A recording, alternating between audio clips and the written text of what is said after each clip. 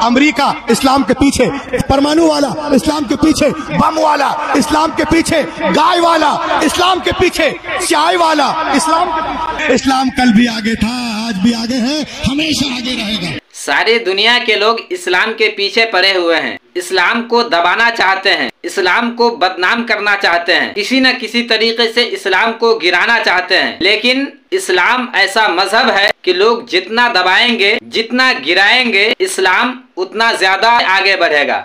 आप तमामी हजरात हजरत मौलाना रूहुल अमीन साहब के इस वीडियो को देखिए। इससे पहले छोटी सी गुजारिश है कि वीडियो अच्छे लगे तो वीडियो को लाइक कर दे, चैनल पर नए हैं तो चैनल को सब्सक्राइब कर दे और बेल आइकन को दबा दे ताकि जब भी मैं वीडियो भेजूं आप तक नोटिफिकेशन मिल जाए। आपने सुना होगा अमेरिका इस्लाम के पीछे, फ्रांस इस्लाम के पीछे, जर्मनी इस्लाम के पीछे, सूडान इस्लाम के पीछे, इजराइल इस्लाम के पीछे, काले इस्लाम के पीछे, गोरे इस्लाम के पीछे, परमाणु वाला इस्लाम के पीछे, बम वाला इस्लाम के पीछे, गाय वाला इस्लाम के पीछे, चाय वाला इस्लाम के पीछे।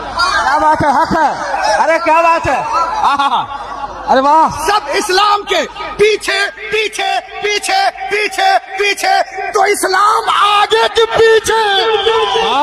जिंदाबाद। इस्लाम आगे, कल भी आगे था, आज भी आगे है। कल भी अबू जहल लगा था, पीछे था, आज उसकी औलादें लगी है, पीछे है। इस्लाम कल भी आगे था, आज भी आगे है, हमेशा आगे रहेगा। दीन इस्लाम की ये खासियत है कि शुरू से ही जितना ज्यादा लोग इस्लाम को दबाने की कोशिश किए हैं, उतना ज्यादा फैलता जा रहा है, उतना ज्यादा बढ़ता जा रहा है।